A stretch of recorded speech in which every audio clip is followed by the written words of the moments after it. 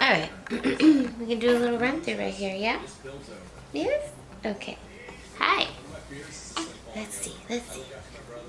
So, welcome to my channel. Oh, baby's crying. My name's Adriana. I go by Adriana. I go by Dree for some of you. Yes. And I have decided to do a channel on motherhood, my pregnancies, childbirth, and all the things in between and more. I am. Hey! Oh, this is real life. I never get a break with this new one. He loves his mama. And we're just gonna go with the flow because this is what life is. I've tried to make this video for the past, I don't know, 4 weeks now. And he is now, what happened, honey? He's now 6 weeks. And it's okay because we're just gonna do it. We're just gonna do it. So, again, welcome to my channel. I'm new here. You're new here because this is my first video. And we're just gonna be in the raw and the real and the honest, most honest way possible to take care of this life. If you're pregnant, if you're a new mom, if you're looking to be a new mom, or adopting, or if you have a toddler, or babies, whatever, you're in the right place because that's what we're going to be talking about. So, I am a mom of 5 from the ages between 19 and 6 weeks. Huh. See, he has a brother that's 19. He has a sister who's 18. He has another sister who's 11. A brother who is 2. And then it's him. I prefer babies over teenagers any day. But the benefit of the teenagers is that you can talk to them, and the only thing is they talk back. They talk back in a bad way, but then they also talk back in good ways. It's nice when they get to that certain age, like 19, 18, when they actually can understand you in certain aspects and have better conversations rather than fighting you with everything that you have to say. So, without further ado, I would like to start off by sharing my my pregnancy experiences. So today I'm kicking off my story with my 5 pregnancies. I've read a few blogs, I've watched tons of YouTube videos, and I've seen and heard many stories. And some of them I have, related to, and other ones I'm like, man, I want to say, like, if they would have just done this, maybe this would have helped. Maybe this would have helped them have an easier labor or have an easier pregnancy or just a different experience. Oh, I'm not perfect. I don't know everything. Definitely, I'm not a doctor. I don't, but I've had, like, different times in my different pregnancies where I've looked back and been like, oh, okay, well, this is what I did then. I'm going to do this differently. Let me see how the outcome is. And usually it has changed. Yeah, and labor is never, ever what you expect. Almost never. I mean, I think every delivery I've had has been different. And my first, I want to say, has been my worst. So let me just start off with my first pregnancy. Hi. Where I was very young. I was a teen mom. I got pregnant at 17. Yes, I did. I know. It's crazy. It's so crazy. I got pregnant at 17. I had my first baby a week after I turned 18. So our birthdays are a week apart. They're a week apart. And I'd have to say that pregnancy was great. I mean, I had zero morning sickness. I didn't know I was pregnant for the first 6 weeks to 2 months, maybe.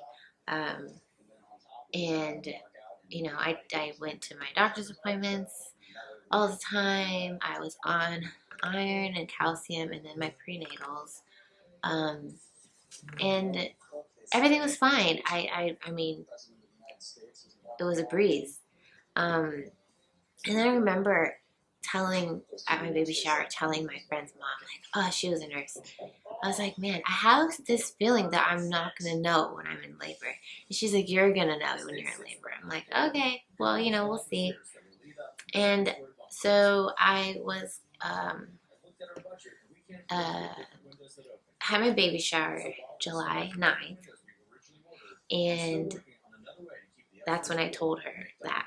And then the next week was a couple days later. I had my appointment for my 37 or 38 week appointment, and that was when they were gonna check my cervix. Oh, so it was like 37 weeks, I believe. And so I went to the doctor, and during that morning, I was like, walking up the stairs to go into my house. I was like, man, this is a long Braxton Hicks, because I knew that I was having contractions simply because my stomach would get hard. And reading up on it, I was like, okay, these are Braxton Hicks practice contractions. So I was like, oh, this one's lasting kind of long. It doesn't hurt, it's just uncomfortable. And so, I sat down, all right, whatever. And then it was over. And they can kind of continue throughout the day, but because I didn't know, I didn't have any pain, my water didn't break, nothing. It was just like, okay, they're just Braxton Hicks. And so then I had my appointment that day, and I was with the dad at the time, and we went to the doctors, and they did my cervix check, and he was like, are you in any pain? I was like, no. I'm fine. I just feel like, my stomach just gets hard with these Braxton Hicks. He's like, okay, well, you're 5 centimeters dilated, so, you're in labor. And I was like, what? What do you mean I'm in labor? I don't have any pain. He's like, yeah, you're 5 centimeters dilated, so why don't you meet me at the hospital in about 2 hours? I was like, what? Okay. So I went to the hospital 2 hours later, and I hadn't had my car seat installed in my car. I hadn't had a hospital bag packed. Again, this was back when there was like, MySpace was around, but nobody was sharing, at least to my knowledge, nobody was sharing their information or their stories about this type of stuff on the internet. I mean, so packing a hospital bag was more of like something that they told you in the Lamaze class, or I don't know. I don't even know where. It's just like, make sure you bring the things that you need to the hospital. So my hospital bag was in a paper grocery bag, and I just had a pair of clothes. I didn't even think about packing like pajamas, like toiletries, nothing. I mean, I was just so clueless about it. Like I said, I didn't have my car seat in the car, so when I came home and tell my mom, like, hey mom, because I was 18, I was still living at home with my mother, like, I'm in labor, I have to go to the hospital in 2 hours, so like, I have to put my car seat in the car, I have to do all this stuff. I'm in labor, even though I didn't have any pain, in labor, 9 months pregnant, putting my car seat in the car. The dad I think he had gone home really quick, and then he was going to come back. I don't remember him being there to put in the car seat. So he could have been, but I don't remember. And then I drove myself to the hospital. And we checked in, and then I was like, all right, now at that time, or every hospital is different. I've been to 3 different hospitals.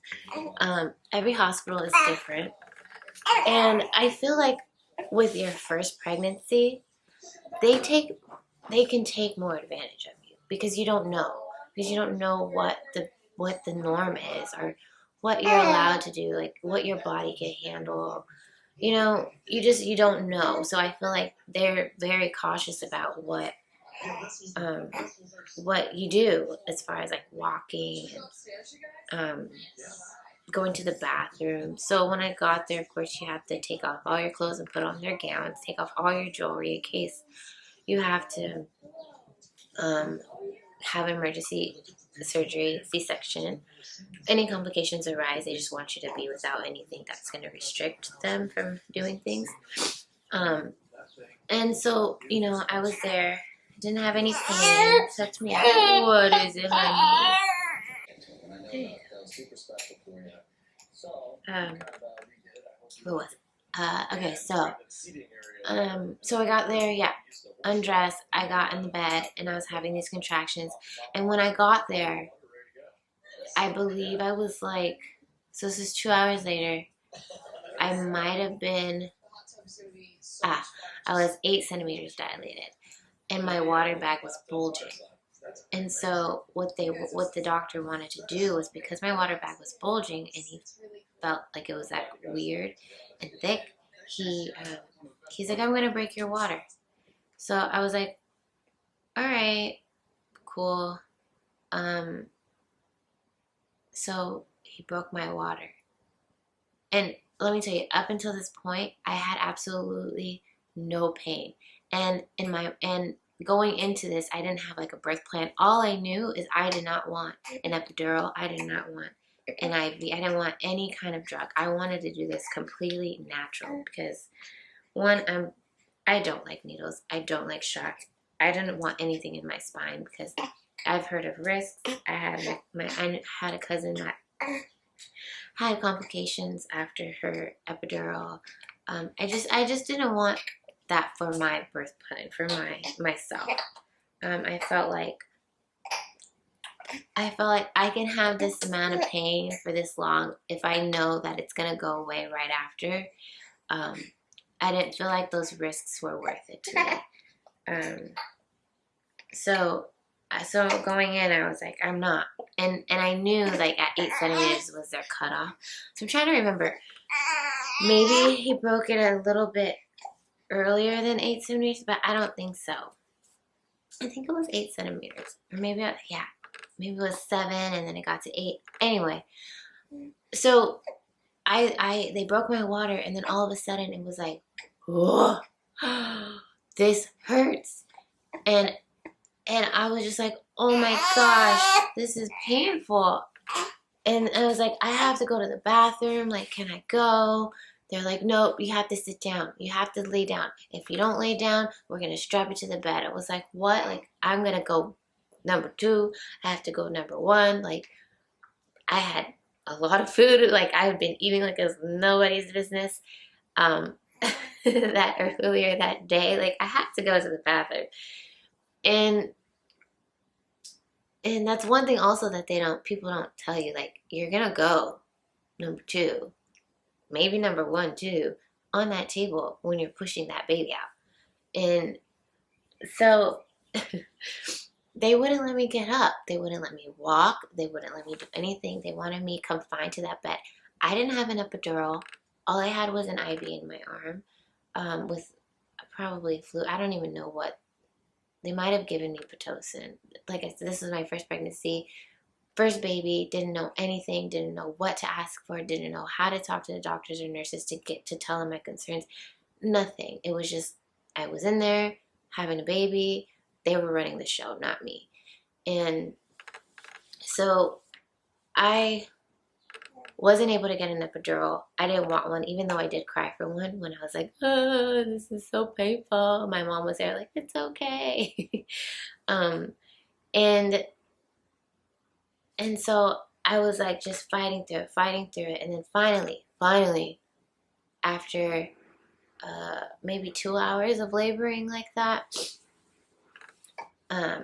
I was 10 centimeters dilated. Thank goodness.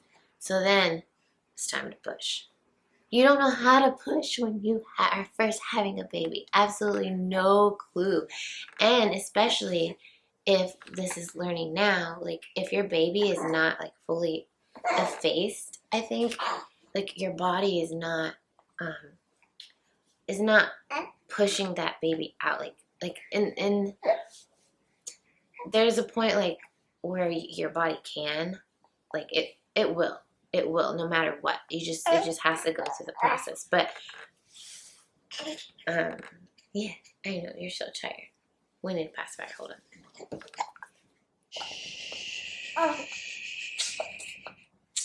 Okay, so I'm back. Sorry.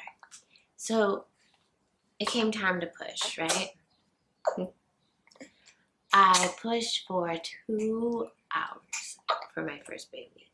2 hours. He had a big head, but I pushed 2 hours, and on top of that, like, I mean, in between every contraction, and they were threatening me with a C-section. Like, if you can't push him out, we're gonna do C-section. And I was like, that I don't want a C-section. I don't.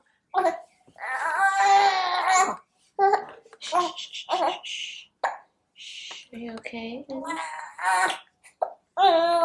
pause. So baby went to sleep, and I went to put on something a little bit more decent. So just to go back to what we were talking about. So I started pushing, and it took 2 hours for me to push him out. He had a big head, and it was so exhausting, and I didn't know how to push, and they kept threatening me with a C-section, and I was like, no, I don't want a C-section. Okay, I have to push this baby out. And he was finally crowning, and the doctor said, he's too big, he's going to tear you. I'm going to give you an episiotomy. All right, whatever. I don't care. Is this going to hurt? What does that mean? And he's like, well, I'm going to cut your vagina so that way the baby doesn't tear, and it's just clean sew up. And then I was like, okay. And I don't take medication like pain, lidocaine. Like, my body, for some reason, it just doesn't absorb it, or I don't know what it is, but I still feel pain. So he gave me the episiotomy, and I felt it, but it wasn't like as bad as like the contractions. I don't know. It just was like, okay, I felt it, but I still was in pain other places. And then, no, sorry. Take it back. So I was pushing and pushing, and all of a sudden I was like, oh my God, I have to go to the bathroom. They're like, it's okay, just go, it's okay, we're gonna catch it. It happens all the time. I was like, no, like, I have to go to the bathroom, I want to go, but these contractions are coming, and so it's like, I'm just gonna, like, I have to go. I think that's what it is. They're like, just push like you have to go to the bathroom. So I pushed like I had to go to the bathroom, and I went to the bathroom, and I was like, did I just go? And they're like, yeah, but it's okay. That's great. That's how you're supposed to push. And I was like, what? This whole time I'm pushing like through my vagina, and you're really supposed to be pushing like you're pooping. And so it, like, they would tell me that, but I was like, no, like, that's weird. And so yeah, so I pushed, and finally, like, he started crowning. And then at that time, the doctor was like, his head is too big, like, it's gonna tear you, so I'm gonna give you an episiotomy. And I didn't really know, like, what that entailed. Like, I was just like, okay, whatever you have to do. So they did it, and then I was able to push him out, and everything was, like, fine. Like, you know, finally, like, all the pain that I had was gone, minus what I had down there, the episiotomy, because I felt it. But everything was just like, after the baby was out, it was like, oh, such a relief. Like, that painful contraction pain that I was having was gone. So it was nice. But let me tell you, having an episiotomy, I don't think that doctors really still do it unless they really, really have to. Um, I don't know. I could be completely wrong, but from what I heard, at least from my doctor now, he's not. From what I understand, I don't think he likes to do that. But anyway, the healing after an episiotomy is so painful. It's it's the worst. I would never wish that upon anybody to have that done. That was my first baby. That was my first time ever having stitches. That was my first time ever being in a hospital. That was my first time ever having an IV put in my arm. That was the first of everything for me, and it was insane, and it was scary. But at the end of it, I had a beautiful baby. And the healing process after that was they tell you to take sitz baths, which is, I don't know if they give it to you now, because I feel like back then, this was 19 years ago, almost 20 years ago, back then, like, they gave you stuff, and I feel like now, being in the hospital just 6 weeks ago, you don't get the same thing. It's a little weird, but anyway, so it's this like thing that goes in the toilet. It holds the water. They have like kind of like an IV bag with a tube going up, and you fill it up with warm to hot water, and you let the water drain and go up to your perineal area, and it helps to like soothe the pain and helps to heal. Sometimes you could put like, I think it's like Epsom salt or something to help heal your incision or your wound. So yeah, so you do the sitz bath. I was so swollen, so swollen. I didn't even know it can get so swollen down there.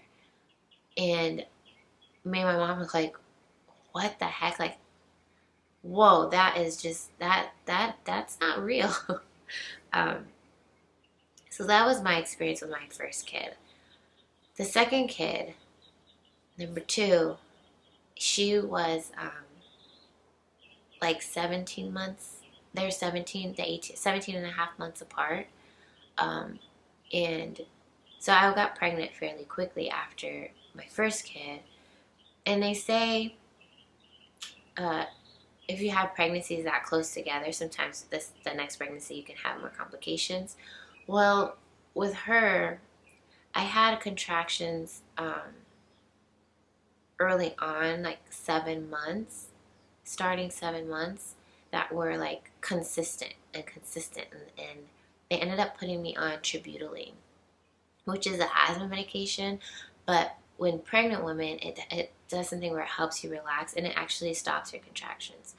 So I was on tributaline every 4 hours. I had to take a pill, and up until I had her. I had her at 37 weeks, and she was a very tiny baby. She was only 6 pounds.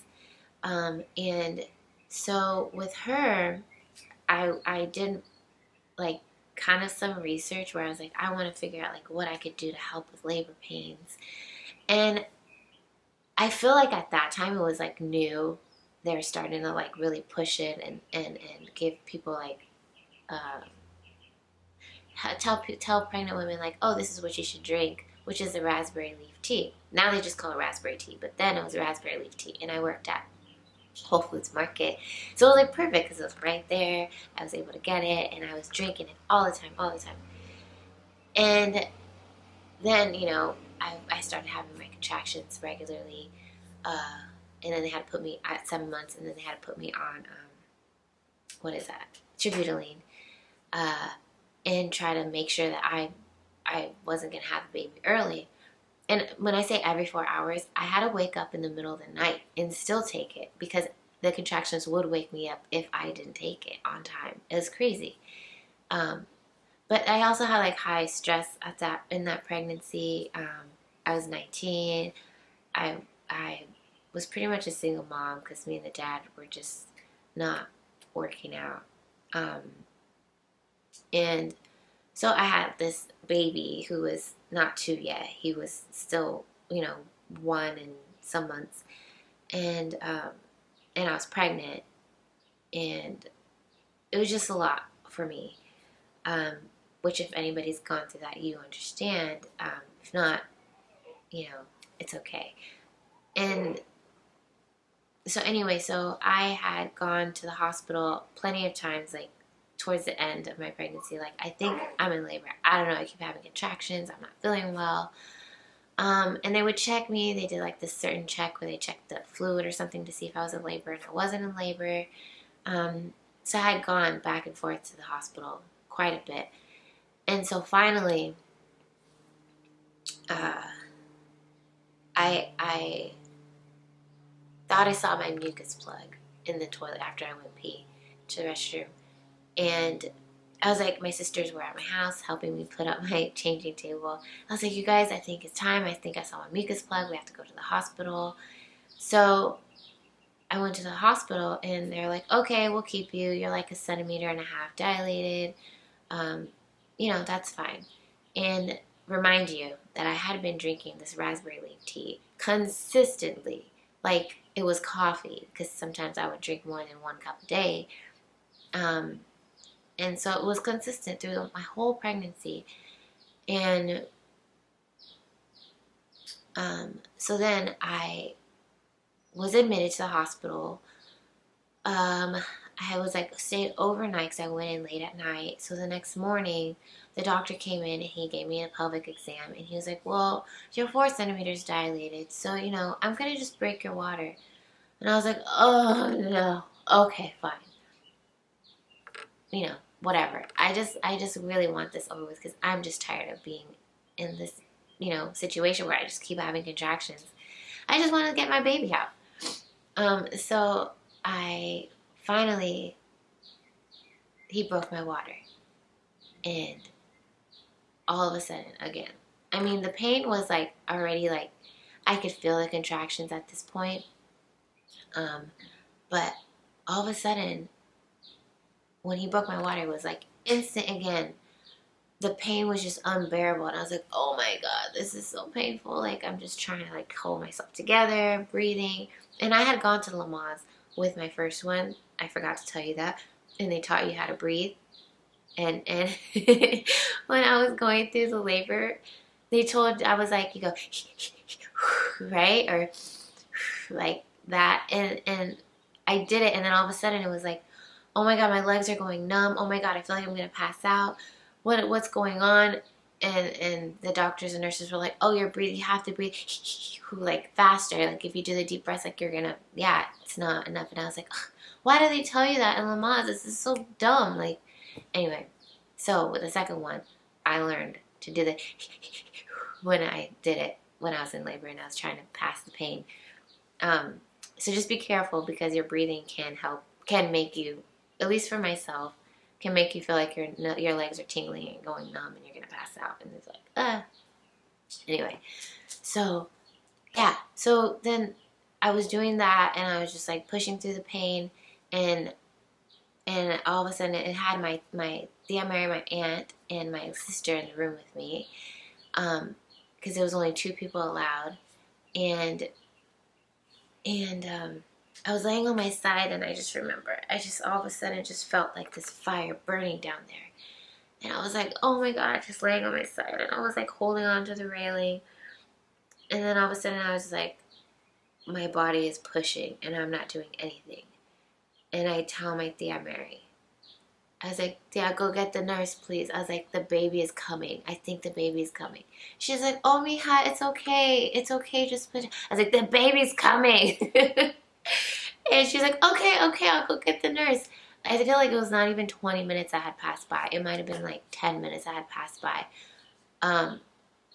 They also had me on Pitocin. That's just key things that helped for you to understand how fast this was going. She comes and she gets the nurse, and I'm laying on my side, and then she's okay, you need to go over, move back, and she's oh no, the baby's coming, don't push. And she's saying that my body is literally pushing this baby out. I am not pushing, and it's I'm trying not to, but The baby's coming out. And it was just like, oh my God.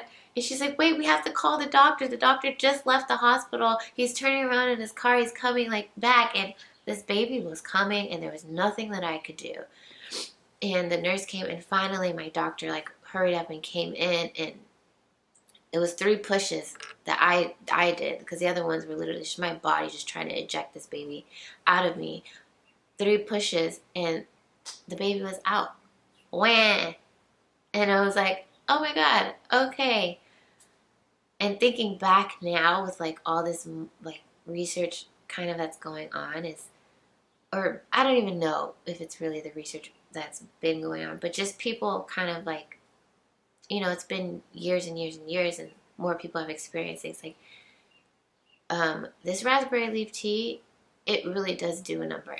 And I can't say that for 100% sure of that, but just with my experience of me taking it throughout my whole pregnancy, me having these contractions constantly after 7 months, because I think I started drinking the tea at like 4 months, and then the baby just like being pushed out by itself practically until like I finally started, you know, they told me, okay, you can push now. And she came out with no problems. Granted, she was smaller, she was only 6 pounds. It was my second baby. But I really do feel that raspberry leaf tea, and it'll get into it some more for you. So that was my second baby. I had a little minor tear where I had 3 stitches, and that, let me tell you, compared to having an episiotomy, nothing. Absolutely nothing. It was like, oh my God, I could function, I could move, I could go to the bathroom. Like, I have no fear of doing that, any of that, like walking. Like, I mean, it was a little painful and sore, yes. And I don't think I mentioned before, and with my first pregnancy, when he sewed me up and when he cut me, I felt it. He gave me the most amount of, I think it's lidocaine that he can give me.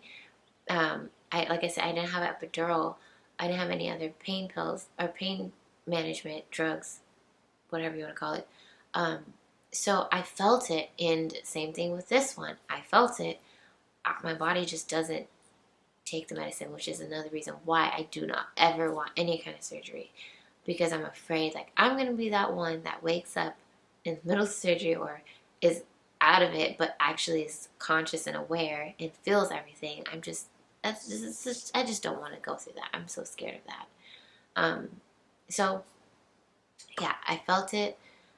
It was painful, but nothing compared to what I had with the episiotomy. The tearing was very minimal and not as bad as the episiotomy. So I kind of wish that I would have just torn and gone through that. But everything happens for a reason. You know, it could have been worse. I've heard a horror story of other tears that have just been like out of this world, that, okay, yeah, maybe an episiotomy would have been a better option for you. So I'm grateful, yes, I did have that route and not have an explosive tear the first time. So yeah, that was my second pregnancy and birth story. It happened really fast. And afterwards, the healing process, it wasn't bad at all. I did have to go, home with a baby. I was a little better prepared with my hospital bag, but funny story. My mom had given me a pair of pajamas for Christmas because I had her, my daughter, in February. So for Christmas, my mom gave me a set of pajamas. And I was like, ooh, perfect. I'm going to keep these and I'm going to wear them when I go home. I have pajamas. I'll be nice. Yada, yada, yada. And I didn't try on the pajamas. I didn't open up the package. I just knew that they were pajamas and they were my size. And I'm still embarrassed to this day. After you have a baby, obviously you still have a belly. And so I go to put on these pajamas, so I'm going home, and the shirt doesn't even go past my pants, my waistline. And so my belly's sticking out. Oh my God, it was so embarrassing. And like I said, at this time I was 19, still dumb and just not like, I don't know what I was thinking. But anyway, it was embarrassing. So I was like trying to pull down my shirt the whole time when I was leaving the hospital. But yeah, so that was number 2. So on to my third. So my third one came, I think, let's see. My oldest 2 were 8 and 6. And when I had my third, yes, 8 and 6, and my 6-year-old was going to be 7 a month later. So with that pregnancy, that one was great as well. No morning sickness. Seemed to go by like perfectly fine, no complications. It seemed great. I still had the same like birth plan as far as like I didn't want to have any medications. I didn't want to have an epidural. I didn't want to have a cesarean. I didn't want to have Pitocin. I didn't want anything. I just wanted it strictly as natural as I could have it. My doctor this one was a new doctor because my first 2 had the same doctor. That doctor, I couldn't find him, so I got a new doctor who's amazing. I love him to death. I've been seeing him for the past, I think, going on 12 years now. And so he agreed. He was like, yeah, fine, whatever. If everything goes well, we could do exactly what you asked. And so, I don't know how loud that was. I was watching TV. So that pregnancy was fine. Come labor time, I had told him, I said, with my second pregnancy, I literally had her, after my doctor broke my water 4 centimeters, I had her within like 20 minutes. And he was like, oh, and I was like, I've been just like very scared because my first pregnancy, I didn't know I was in labor. I went to, for my checkup, and I was 5 centimeters dilated. With my second pregnancy, I was scared because they scared me so much, saying like, oh, the cord could have come out while you were walking, this and that could have happened. You could have just been walking, the baby fall out. Like, they just literally scared you. I was like, I don't want that to happen. So I'm nervous. I'm gonna like want to come to the hospital as soon as like I feel anything. And so that kind of like, helped us, I guess, kind of like understand like where I was at with how I was gonna handle the labor and me finding out when I'm in labor. So he was like, okay, I understand. So when the time came like for my checkup, well, one, I didn't know exactly when my due date was with this pregnancy because along with my other first 2 pregnancies, I feel like I had my period the first month of being pregnant. Like, I still bled. And I don't know if it was like implantation bleeding or what. So I never knew the exact due date, but I feel like I was 2 weeks off. So with this one, I had a period, and then 2 weeks later I had another period or bleeding. And I remember I called him because I was like, I'm bleeding, I don't know why. I had gone to the emergency room and they took a pregnancy test and it was negative. And so I was like, okay, well, I'm not pregnant. And so he's like, well, come to my office and we'll do an ultrasound. Maybe, you have cystic fibrosis or fibroids, sorry. Maybe you have fibroids. And let's do an ultrasound and let's check. So we went and he did the ultrasound and he was like, well, you don't have any fibroids. He said, you do have polycystic ovaries. I was like, well, what does that mean? He's like, you just have a lot of cysts. And I was like, okay, well, what does that mean? He's like, well, it'd probably be really difficult for you to have children because you never know, like, if your eggs will release or if it's just a cyst that's releasing, blah, blah, blah.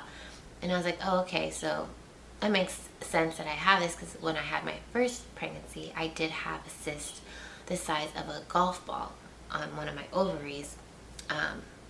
And they told me that probably explains why I have such horrible menstrual cycles as far as pain. And so I was like, okay, perfect, whatever. At that point, I was like, all right, well, I'm not pregnant. Everything's fine. I don't have any fibroids, anything like that. Cool. Go on about my normal self. And then I did all of a sudden, I was like, oh, no. And then I came down, you know, because when you're pregnant, your immune system kind of goes down. And so you're susceptible to a lot of things. I had stress. I had an accident, car accident, like not too long before. I had back injury. I was stressed because, you know, work and kids. I worked a lot. I was a single mom. So I worked a lot. And so I ended up coming down with the shingles. So me coming down with the shingles, I caught it early, thank God. My doctor was amazing. Was like, this is probably what it is, because it was still like one of those things where we didn't really know, but it was just a hunch that that's what it was. And when you go to the doctor, they say, oh, when was your last menstrual cycle? And I was like, I don't know, this date. And they were like, huh, that's, you know, past a month. Okay. And then I was like, oh, it is. Okay. Went home, took a pregnancy test. I was pregnant. So I was pregnant with the shingles. Thank God, my daughter's, she's fine. She didn't come out with anything, you know, like horrible, anything like that. Like they warn you, if you have the shingles while you're pregnant, it can be, you know, bad for your baby. She's fine. So anyway, I didn't know when her due date was. Me going back and saying all that, I didn't know when exactly her due date was because of my weird periods. And so I told my doctor, I was like, well, you know, it could only be this date or this date, and these can only be my due dates, because I was already like super far along and I was tired, and I was like, I feel like I've been in this, because she had dropped, I feel like she had been there for a long time. And then I was like, this is going on too long. I think I should have her by now. And when I had mentioned that to him, he's like, okay, well, we're gonna go to the hospital. The hospital is right next door from his office, and you check in, and then we'll see, you know, we'll just see how it goes. And so at that time I was 2 centimeters dilated. So I go to the hospital. I was in labor. It wasn't just like super active labor. I was having contractions and I could feel them, but they weren't like horrible like they are when my water is broken. So I get there, and we're there for a few hours. I had to go to work because I was still working, pack up my belongings. I did have a bag this time with things, you know, all like the things that I was gonna need. I had,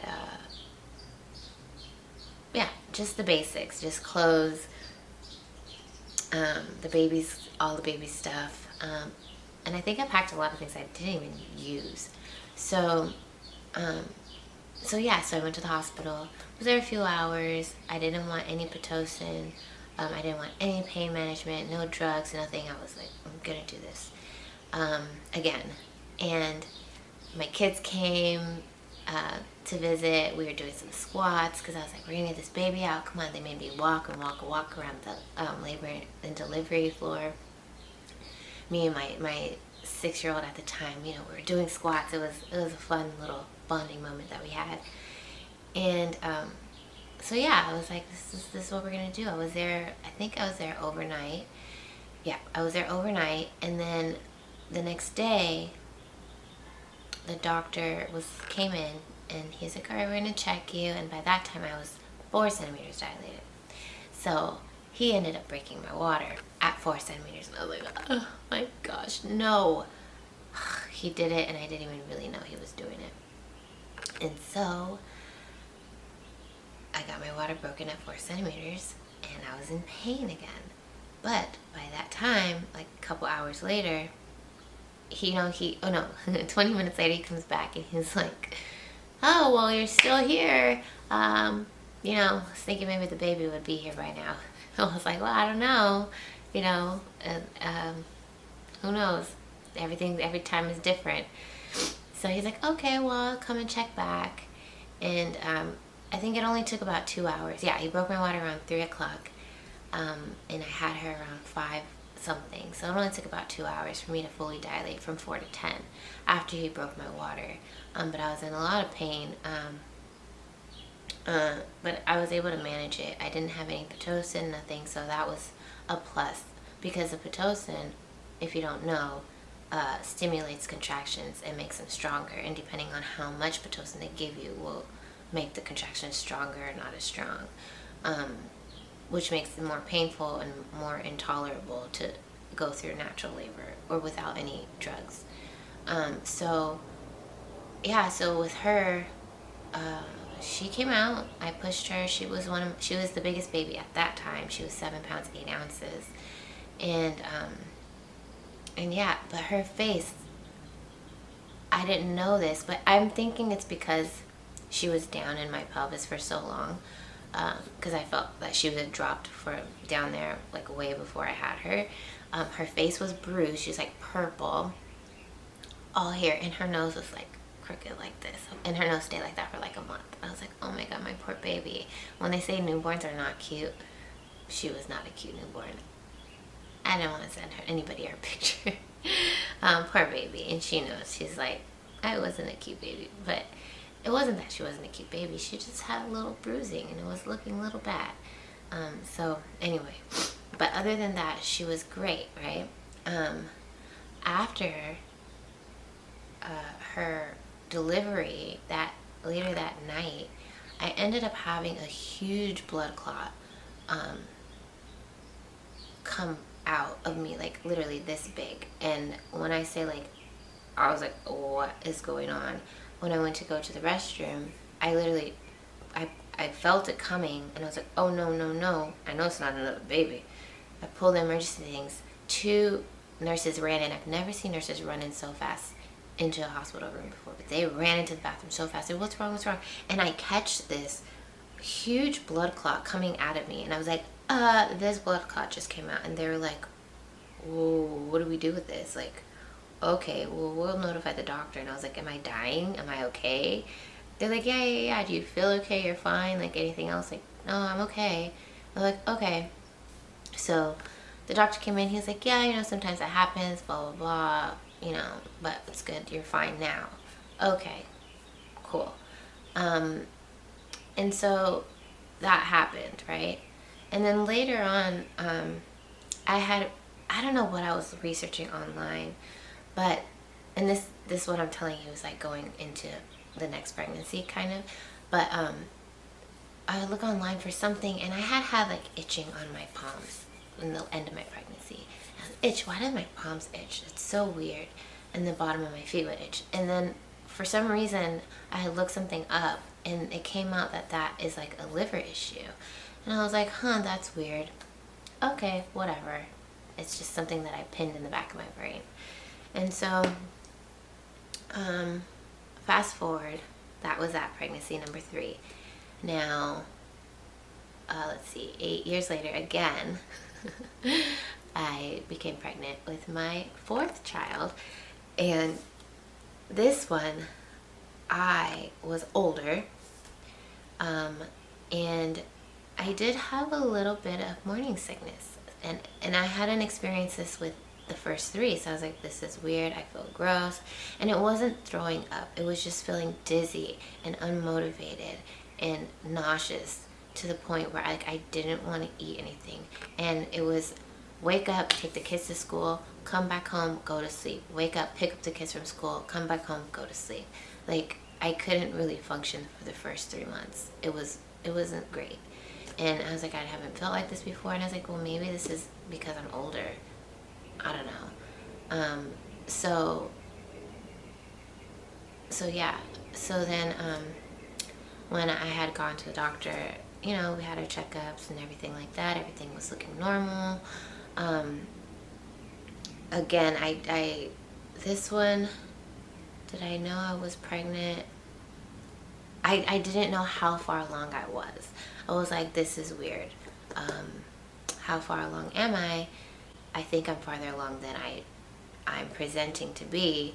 Every time I would take a pregnancy test, like, it wouldn't come up until later that I was pregnant. So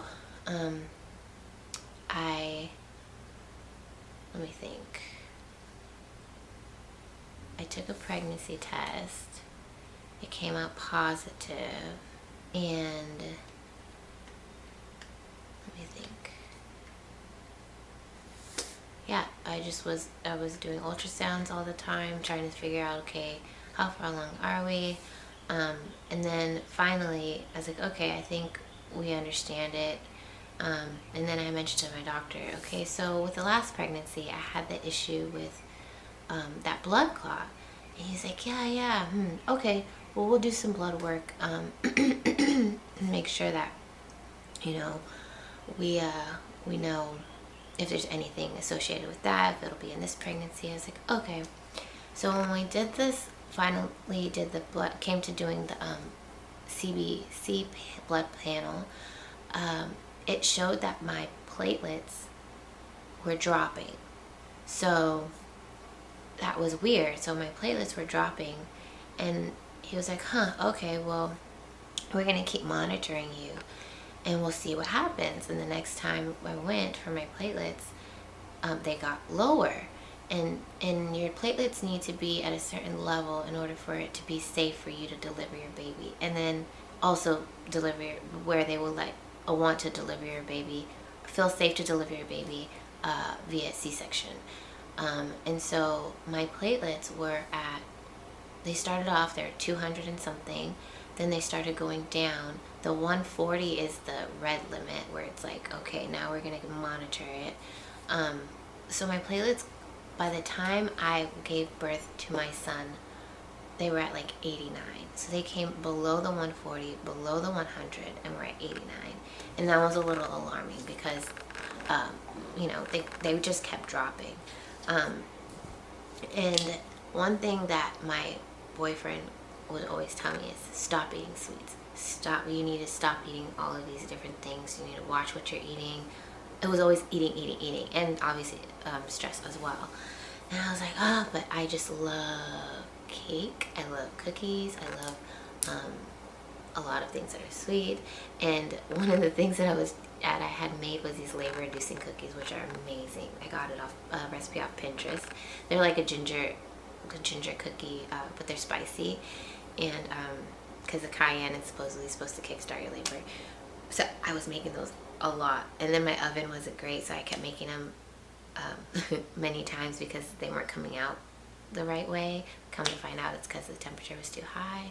But anyway, so I was eating all these sweets, and so my platelets kept going down, and I was like, I had never been swollen in my feet, my legs, and I didn't want to say anything because I was scared, because I know that that's one of the things that happens, at least from what my mom had said, because she had it too, is preeclampsia. And I was like, I don't want preeclampsia, that's bad, like it's can give you a lot of complications. I felt like my legs were swollen, but because I'm so skinny, they didn't really look swollen. It just looked like I had gained a little pregnancy weight. But when I would like bend down or lay on my legs felt like they were gonna burst open. And I was like, I've never had that feeling before. So it was a little strange. I wasn't sure if my legs were swollen. I had a feeling they were swollen. I didn't want to say anything because I didn't want any red flags to go up, other than my platelets were going down. And also, I barely passed my glucose test. So there are a lot of things that were kind of going wrong that I wasn't taking care of. So by the time it came to me having the baby, I had him early at 38 weeks, which is not early, it's still full term, but I had him at 38 weeks.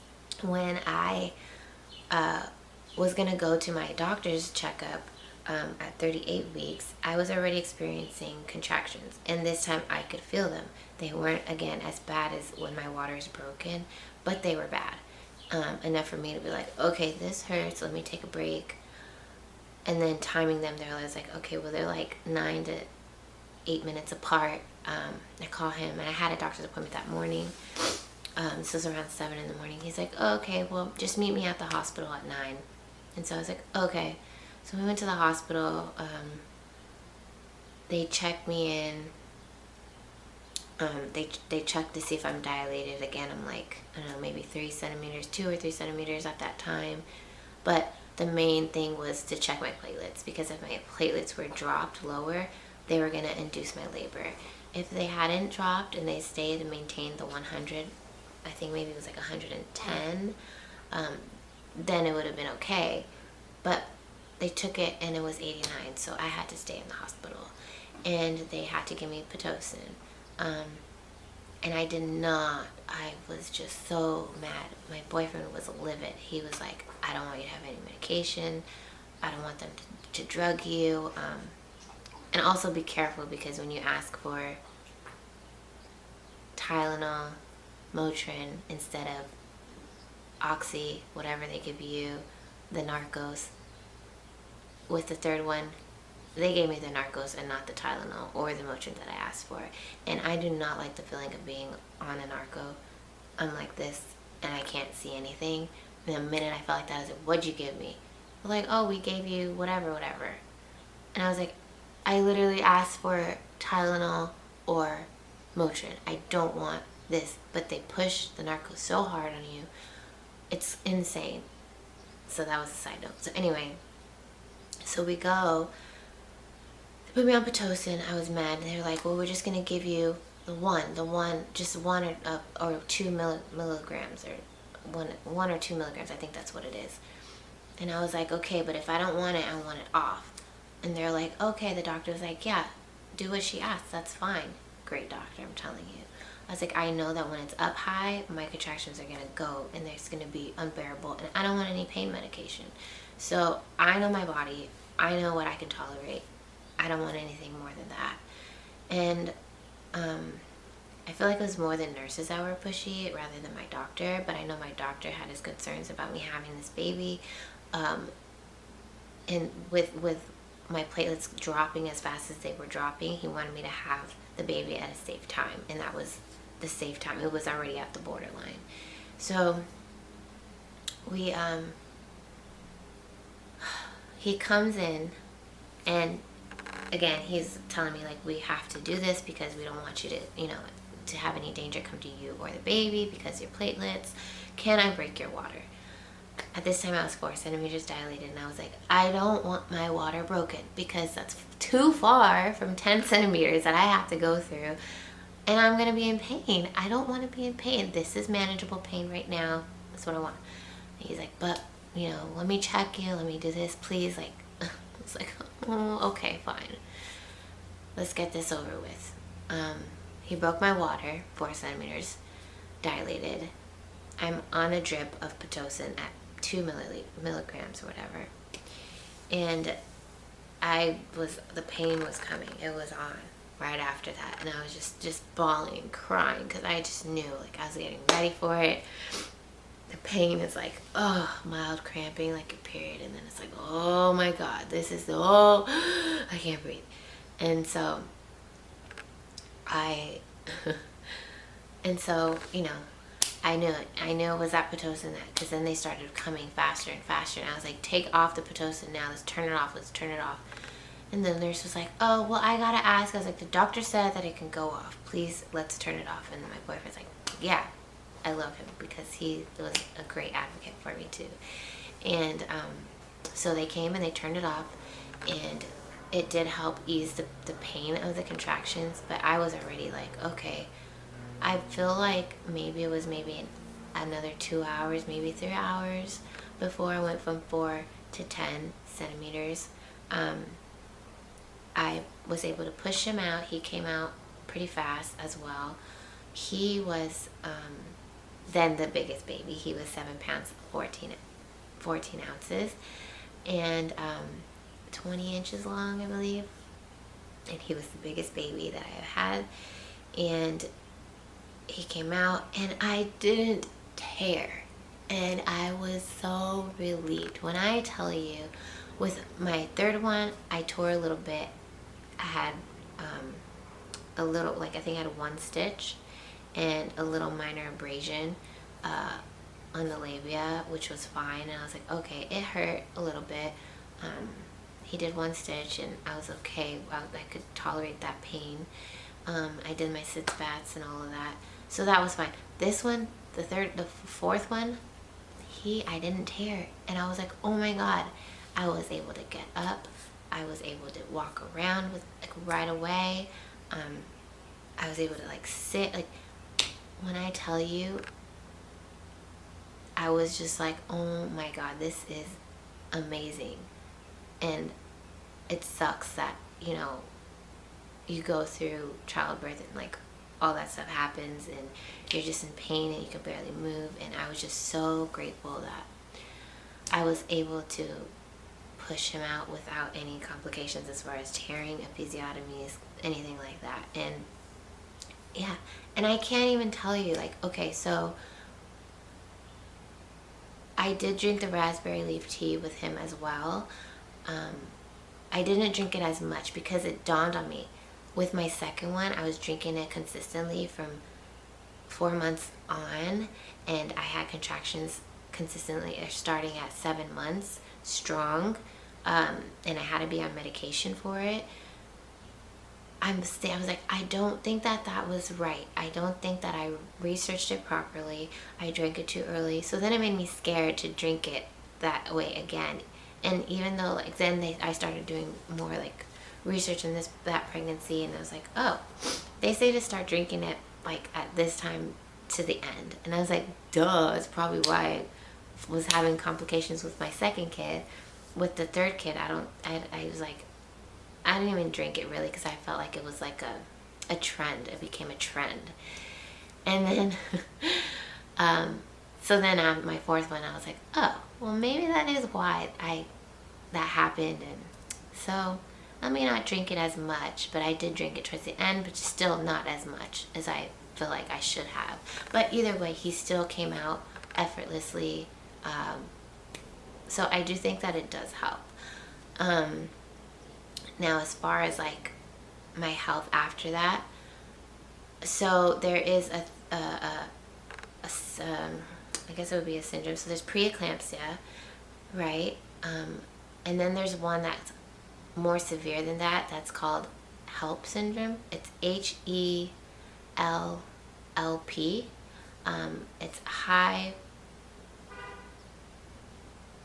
blood pressure, elevated liver enzymes, and low platelets. I had everything but the high blood pressure, and that was a concern.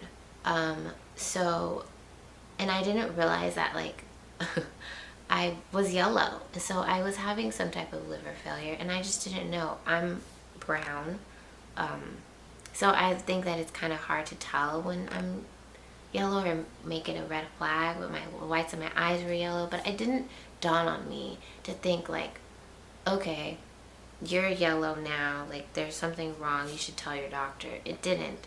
I think if I would have done that, then maybe I would have been able to help that part of my I would have been able to help myself better if I would have brought that to my doctor's attention. Maybe we could have done something. Maybe I could have changed my eating habits prior to having the baby, or earlier when I noticed that, hey, you're kind of yellow. But I just thought that I just have yellow undertone. Took my daughter to go get some makeup, and I think she was she was 15 at the time. And I was trying it on. I was like, man, I have a yellow tint to me, huh? And they're like, yeah, a little bit. It was okay, I just thought that was what it was, and it wasn't anything to do with my liver. But I think, looking back, that's what it was. And so it could be a serious complication. I had most of the signs of it, just the high blood pressure wasn't one of them, which I think is why me having preeclampsia wasn't a topic, because I didn't have every single one that was checked off the box. So I don't know if they didn't say I had preeclampsia because I didn't have all the boxes checked, but I feel like I did, and I feel like it worsened after my pregnancy, and after I delivered, and I had a HELP syndrome.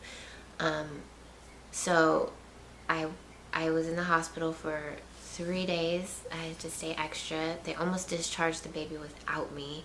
They ended up letting him stay saying that he had something else. And then when I left, they continued to have me go to the doctor's office to draw my blood to check my liver enzymes and to make sure everything was okay. Everything was fine with the baby.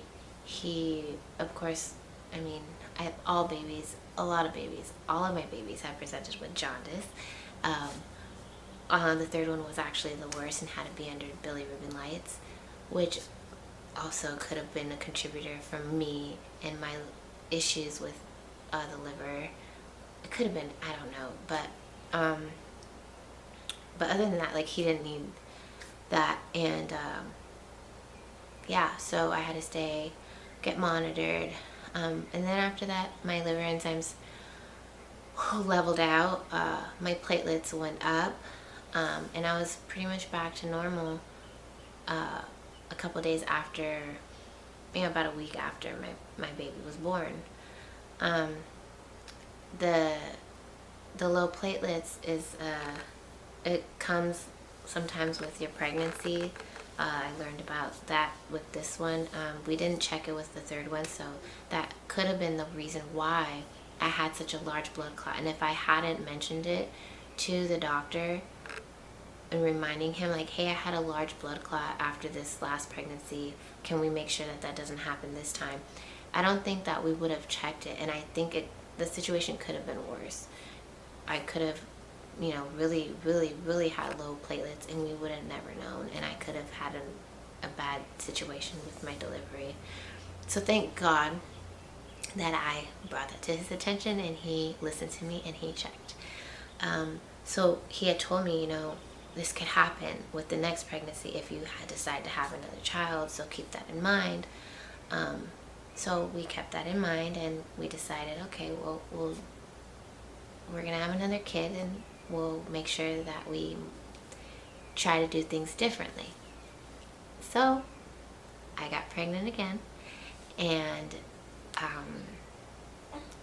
we decided, okay, we're gonna eat clean. And even before that, we're gonna eat clean. We're trying not to have sweets, watch your diets, not fried foods, cook more, eat more veggies, take your vitamins, have low stress, all of that,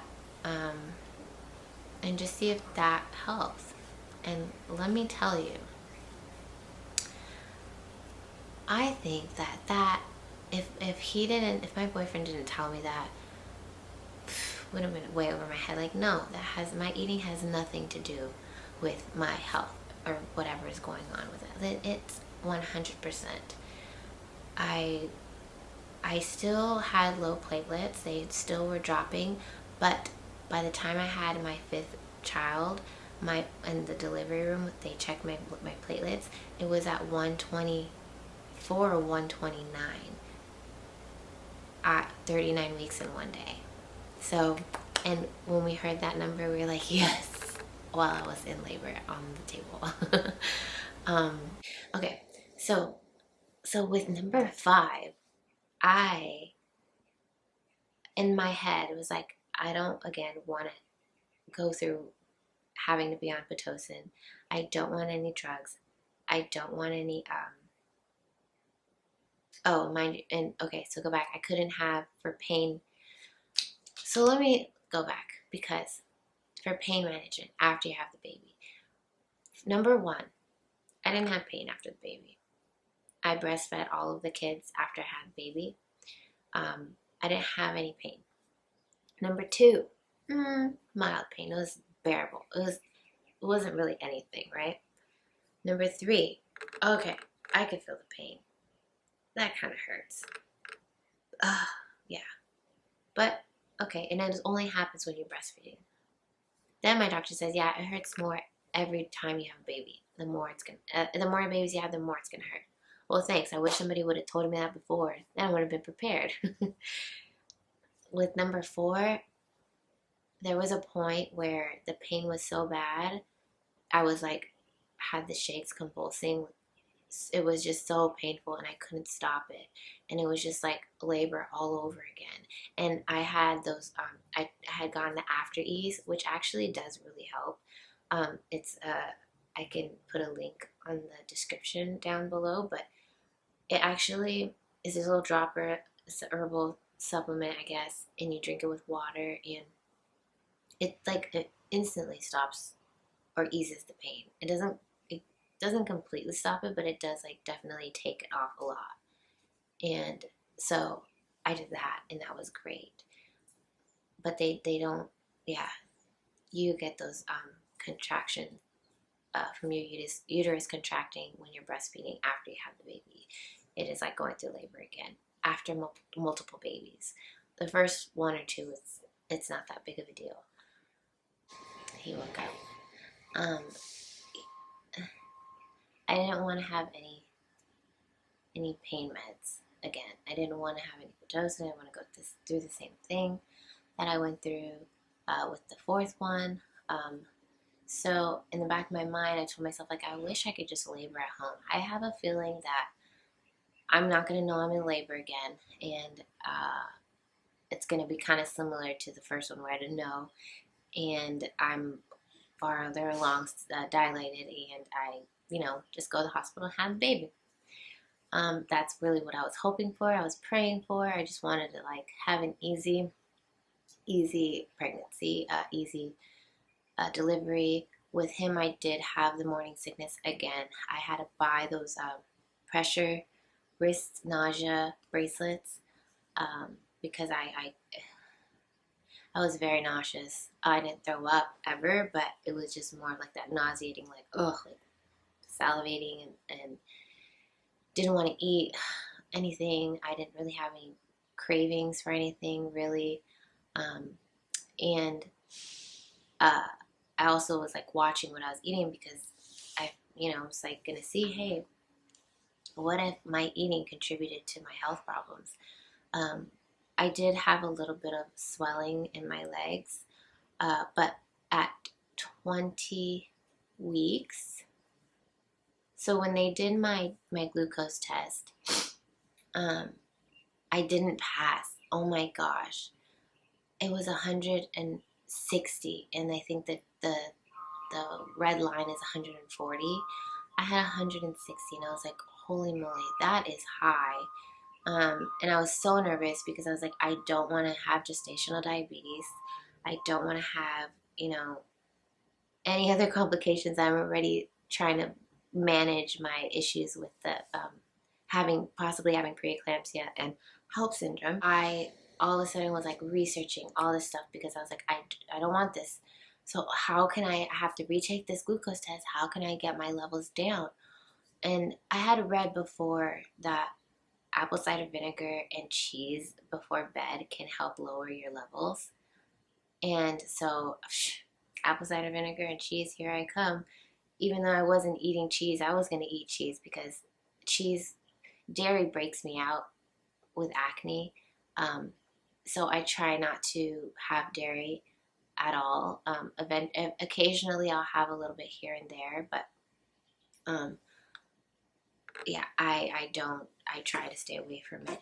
And so I was like, well, I'm going to have it, and I don't care what happens. I want my levels to go down. And let me tell you, I have never had my glucose levels so good. Not even not pregnant, like ever. And my levels were all in the green, so good. I think the first hour, gosh, I can't even remember, but I just know that they were way below where up here, they were like down here. I was like, this is amazing. I think I need to do this all the time. It's disgusting. You have to do 2 tablespoons of apple cider vinegar diluted with water, and then 1 gram of cheese, cheddar cheese, or 1 ounce, 1 ounce of cheddar cheese. So a slice of cheese before bed. And I think that saved me. Another thing that I was trying to figure out on how to keep my platelets up and how to raise my iron, because when I did one of my tests closer to the end, I noticed that my iron levels were low, my hemoglobin. And my doctor was like, it's okay. But for me, I wasn't comfortable. And I was like, well, maybe this is contributing to my platelets going down. And so I was on Pinterest, and a lady popped up, and she's like, try this drink because it tastes just like coffee and it's so good and it helps boost your iron, blah, blah, blah. And I was like, I'm going to try that. And it was blackstrap molasses with milk. That is so yummy. It's so good. The amount of blackstrap molasses I significantly lowered because it was really sweet. And because, you know, I had the issues with the blood sugar, I definitely didn't want to add to that. So, and I wouldn't drink it all the time. But after drinking blackstrap molasses, the next blood draw that I did, because I was doing it like every other appointment, my hemoglobin went up and my platelets stayed the same. They didn't change. And I was like, oh, maybe this is the key to my trying to figure this out. So I was doing the apple cider vinegar with cheese. I was doing the blackstrap molasses with milk because you have to mix it with something. They say don't do it too hot, like, because I would love it as a hot drink to be like a coffee, but they say it curdles, and I was like, curdles and milk, and I was like, I don't want to try that. I'm okay. So I'll drink it iced, and it would make a really good ice cream if you had the time to do it and just eat it like that. Oh, that'd be so amazing. And then another thing that I tried, and I'm not saying that this is a cure-all and it's going to help you or whatever, because everybody is different. These are just things that I've tried that I'm telling you that, and if you want to try it, be my guest and tell me how it works for you, if it's worked for you. But I looked up how to raise how to raise your platelets naturally. And another thing, trying to look through things that I'm willing to try, was bovine colostrum. Grass-fed bovine colostrum. So what did I do? I found it on Amazon, and I only took it twice, and that was literally towards the end, like a week before I had him, and then I think it was like the day before I had him, and I mean, my platelets, I think, actually rose from that 1 week before to the week after, because if I have to look, but I know that they were going down. They were like 1 something, and then when I thought they were going to be lower than the 120, but when they were 124 or 129, I was like, holy moly, I think that worked. I think that it helped maintain my levels to a healthier, you know, more suitable level than the 89 that I had with my previous pregnancy. So I was like, oh my God. But then I was like, shoot, because I was like, can I even drink this while I'm pregnant? And it was like, you should talk to a healthcare provider and ask, because we don't recommend it, drinking the bovine colostrum, because, you know, there's not enough research and blah, blah, blah. So I was like, oh. So that's why I was scared to drink more of it. But it didn't taste like anything. It just tasted like I was drinking water. After I mixed it into water. At first I mixed it with like a smoothie because I was so scared. And then I was like, I don't want to make a smoothie. So I mixed it with water, and I was like, oh, this just tastes like water. This is great. And yeah, and then I took my vitamins. I just tried to eat better. No, I barely made any sweets. I didn't make any cookies this time. The one thing that I did do also was, everybody's doing dates. Eat 6 dates a day, and it'll help with your cervix and help with labor, along with having your raspberry leaf tea, all this stuff. So I jumped on that bandwagon. I had tried dates with the previous pregnancy, but I couldn't, because it just reminded me of cucaracha, a roach, and I was like, oh, I can't eat this. But now they have all these recipes, and I was like, I'm gonna try it. So there's this one recipe that I tried, and I was like, oh my God, these are amazing. I'm gonna make this all the time. But instead of doing it in the bar, I made like a millionaire bar. I was like, I'm gonna make just like a dip with 6 dates exactly, of like, make it like a caramel dip and eat it with apples. And that day that I did that, the week before I had gone to the doctor, and he was like, oh yeah, you're about a centimeter and a half dilated. So I knew in my head, like, okay, it can be like another week. I can go another week or 2 without while dilating and still stay at 1 centimeter, because that happens. You just don't know. And so I was like, this guy's hungry. Yummy. And so I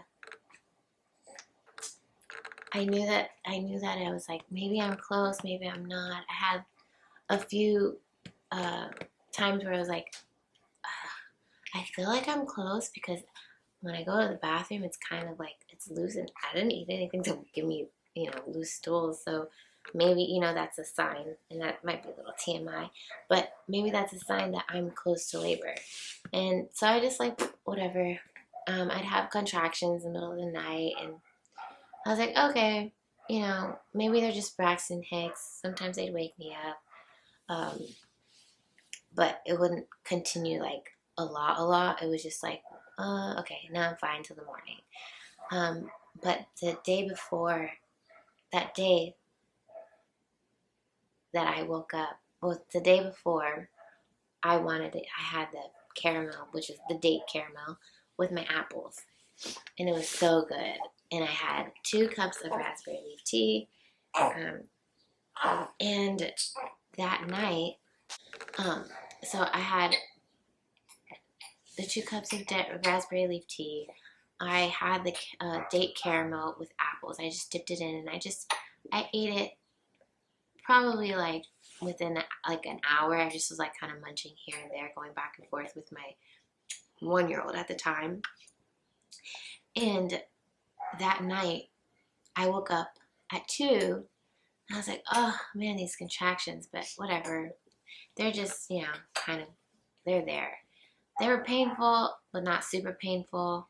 I just knew that I was having contractions. They just weren't consistent. But then 4:30, I woke up, and I was like, okay, it's waking me up. I'm just going to time it, because I feel like they're just like constant. And so I came out to the living room. I sat right here where I'm sitting now. I re-downloaded my contraction counter on my phone, and I started it. I was having one, and I was like, all right, it's fine. I'm going to put on a TV show. I'm not going to wake anybody up. It's 4:30 in the morning. And then all of a sudden I was like, okay, that was okay. And then all of a sudden another one came, like 4 minutes later. And I was like, well, this one's a little strong. So I got on all fours, and I started rocking back and forth, like you see in your YouTube, or not YouTube, Instagram posts and Pinterest. I have Pinterest. So I like see all these Pinterests, and people doing these exercises where they're rocking back and forth on all fours, supposed to help open your pelvis and prepare for baby, all that stuff. So I was like, I'm just going to do that, rock back and forth through this contraction. And I did that, and then I was like, okay, that's okay. And then another one came 4 minutes again, and I was like, oh, okay, well, let's keep doing this.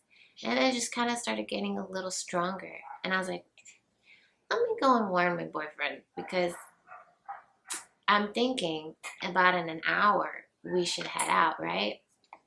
So I wake him up. I'm like, I don't want to scare you. I just think, I'm thinking maybe in about an hour we should go. Maybe I'll call my doctor. I think I've had 3 contractions that I've timed, and they're 4 minutes apart. But I don't know if it's going to continue, because you just don't know. And I didn't want to like overreact, because, I had overreacted before, and I just didn't want to be like, oh, I'm having the baby, and then go to the hospital and be like, yeah, you're still 1 centimeter. I just didn't want that. I was just really like, no. So I was like, all right, he's like, well, are you sure? I was like, yeah, maybe about an hour. And I was like, maybe sooner, because then I was having another one. I was like, it's coming. And I was like, I'm going to call my doctor, because my doctor told me, this is your 5th baby. You could call me when they're 10 minutes apart. And it's like, these are 4 minutes apart. I'm going to go to the bathroom. I'm going to call him. And I called him, left him a message, because, again, I was like, at this time, it was like almost 5. And it was like 4:45. And I left him a message that we're going to go to the hospital. We'll see you there. And then I get up and I go, I was like, can we just take, because I had the hospital bags packed at this time. Oh, I didn't tell you about my last hospital bag, but this time I feel like I did a good job. Anyway, I I tell my boyfriend, okay, we should put the bags in the car. Maybe we'll just tell Annika, our daughter, to go and put her bag, also get her bag, because she just packed it the night before. I mean, we literally just finished packing everything the night before. And because she's going to go with her babysitter, and the baby was going to go somewhere else with his grandparents. And so, like, all of a sudden I was having another one, and I bent down to like rock on the bed, and I just literally can imagine seeing it and feeling it, but like my cervix and uterus just like, I just felt his head coming down, and like my cervix just like, I guess it's called effacing, and I just felt it like go, and I was like, oh my God, we need to go right now. We're gonna have the baby right now. And he was like, what? Are you serious? We gotta go now. Like, we have to leave. Like, and I was just like, oh my gosh. And they're just coming 3 minutes apart. And the hospital is 20 minutes away from the house. We still had to pack everybody. And so he's like going, getting the bags into the car. He goes and he gets the bags into the car and comes back, and I'm like, walk outside. I opened the door. I was like, told my daughter, come on, let's go. We gotta go. She's like, where are we going? Oh, and it's like 5 o'clock in the morning by this time. And I was like, we gotta go. We're going to the hospital. It's time to go. It's time to go. Come on. And she had school that morning too, that day. And then the baby was like up. The 1-year-old at the time. He's like, up. Where are we going, Mama, Mama? And I was just like, oh, we just got a new car. And so it was like so many things. And I was like, I hope my water doesn't break. Let's get some towels and some pee pads. And then we go, and we're driving to the hospital. We're making our phone calls to get the kids situated. And then there's freaking traffic on the freeway. Oh my God. The 405 is horrible at 5 in the morning. I couldn't believe it. So we're stuck in traffic, and I was like, then we had to take the streets. Thank God, I was like, through contractions, breathing, trying to tell the directions to get there from the streets. And we finally make it. And I'm walking. We get the baby. I was like, okay, I can walk. We put the baby in the stroller. My daughter's walking, and I'm pushing the stroller so I could have something to hold on to, because I'm pushing through these contractions. And I was like, man, this baby is coming any minute. And then walking through security, they're like, so is the baby sick? I was like, I'm in labor. We need to go labor and delivery. I'm going to have a baby. And they're like, oh my gosh. And then get a wheelchair. Then I have to go through admissions. And then they didn't even have my information after I registered. It was so frustrating. And not that you guys need to know that, but just make sure you register earlier than I did, I guess. But anyway, so then we finally get into the room. With my last pregnancy, the fourth one, I did order a labor and delivery gown, and I loved it. And I ordered another one this time because I'd give it away, not thinking I was going to have another kid, and then we decided to have another kid. So I was like, darn it. Anyway, so I had to buy another one. And so, I had to get dressed, and I had my labor and delivery gown on, the one that I purchased. And they're like, oh, you know what you're doing. I was like, oh man, we just need to hurry up. I'm okay, but these contractions are hurting me. And they do my pelvic exam, and they're like, okay, we're gonna have a baby. I was like, what does that mean? Yeah, I know I'm gonna have a baby. And my boyfriend's sitting right there with the baby. My daughter ended up having a cough like the night before, so we had her with a mask on. She was in the corner by the door. I felt so bad for her. But so like and I feel bad because she had to see her mom in pain. The baby was just like blah blah blah blah. He didn't care. And they were like, well, you're fully dilated, like in a face, like the baby's there. And I was like, oh my God, okay, like this is what I wanted. But then again, I was like, I'm scared.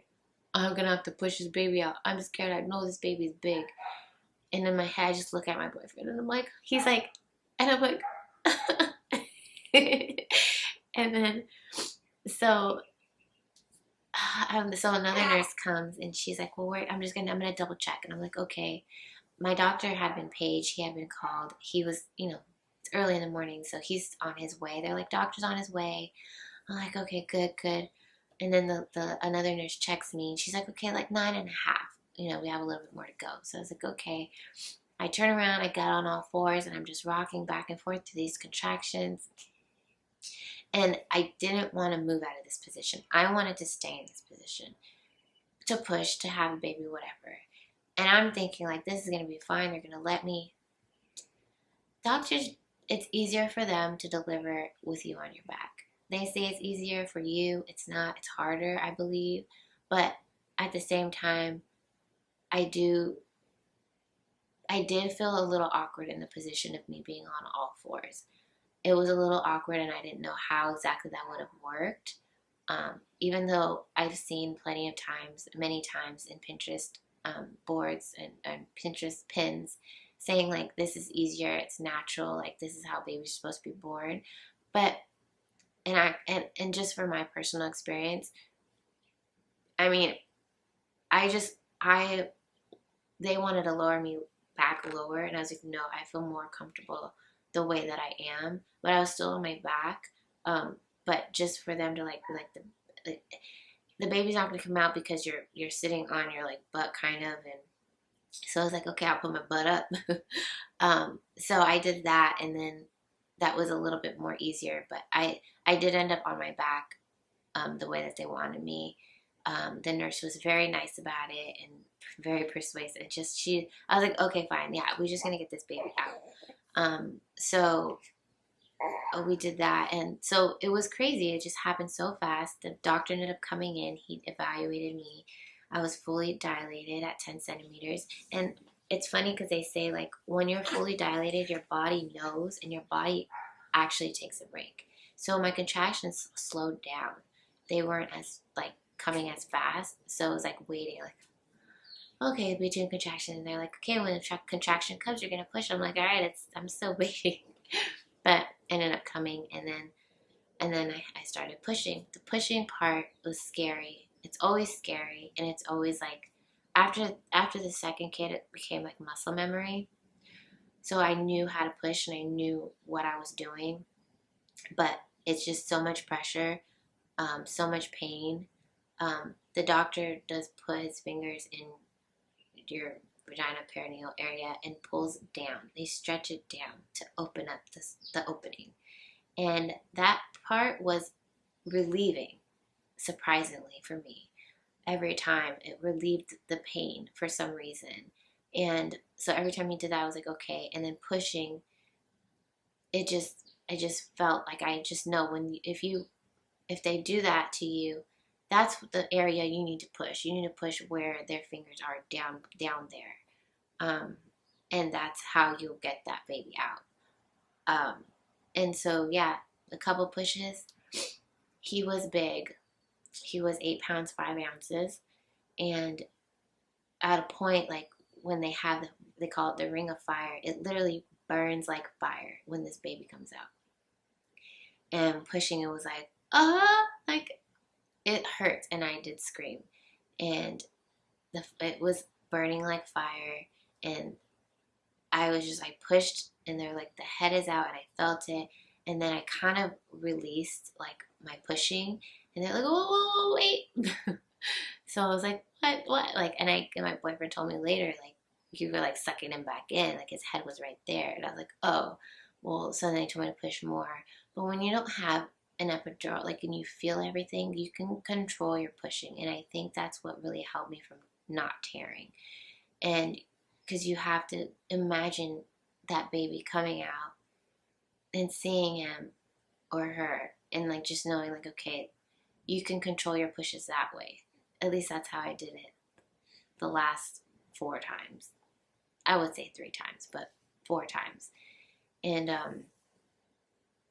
yeah, so he came out. He had to tug him out because he's big, and I could feel him tugging him out, his shoulders, and he just plopped out, and there he was. And he had hair. This 4th one, that baby, he don't have any hair. They have the same amount of hair now, and he's 2, and this one is 6 weeks. It's really kind of funny. So yeah, and that, all that went well. I didn't tear with him either. I thought I did because it hurt so bad. All of that was great. And then, yeah, I didn't tear. Everything was great. My blood level was great. All those levels were great. One thing that did happen was the baby's temperature went down a little bit, but then it came back up. They said it was because I was cold, and then they put him on my chest and that made him cold. I think that's weird, but anyway. And then, yeah, everything was good.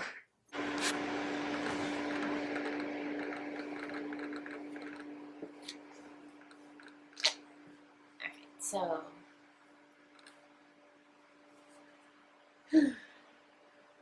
baby woke up, daddy came home. But yeah, so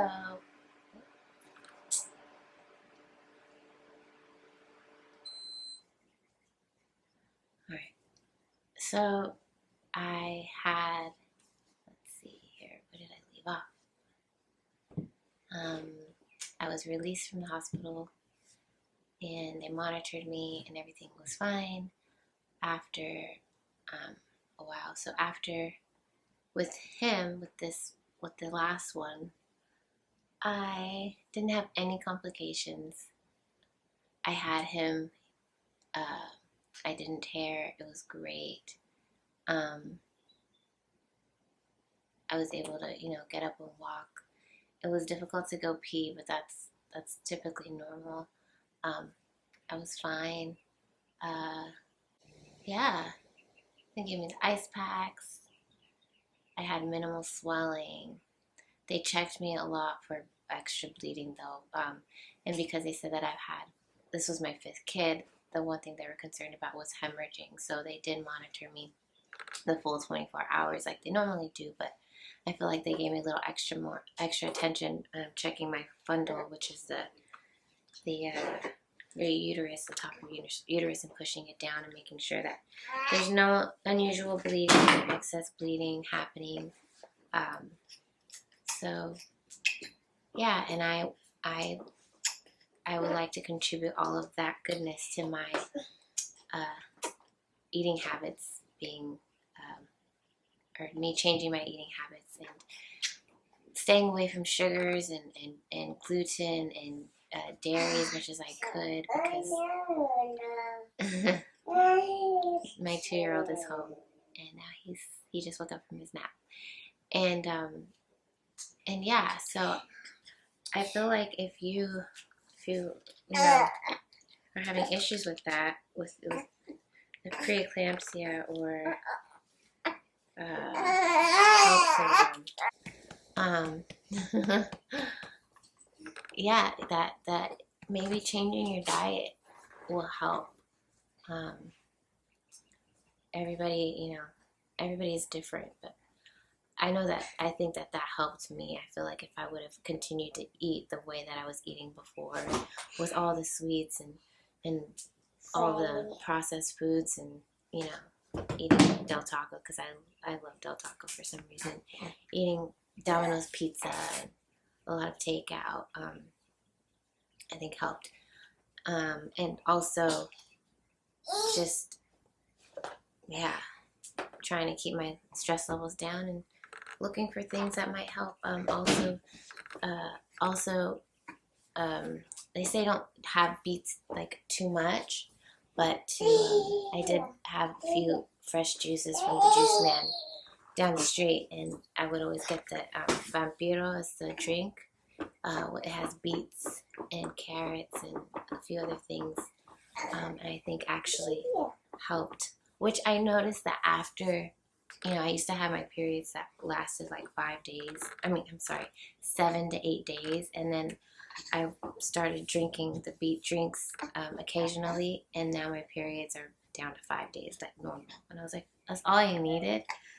That's one major difference that I noticed, because I had never eaten or drank beet juice before. Because I just thought, that just sounds disgusting. But actually, it's tolerable. It's not bad. And if you have it mixed with like carrots, apples, ginger, celery, um, pineapple, it's really good. I enjoy it. Yeah. Put your sock on. Filming this has been a little bit crazy. But where I left off is, every pregnancy and delivery has been pretty, for the most part, different in different ways. I've tried the different trends online. Raspberry leaf tea, it does help, I believe. The dates, I think that helped because, that night, geez, right after I ate those dates that night, it was on. And I was in active labor for sure. The blackstrap molasses, they said it was good for iron, and it definitely boosted my hemoglobin, my iron levels, because that was the only thing different that I did that I can remember, really document, I guess. And I think the bovine colostrum helped too. Elevate at least maintain my platelet levels. I think that my diet change helped a lot with my risk of preeclampsia and HELLP syndrome. And yeah, I think that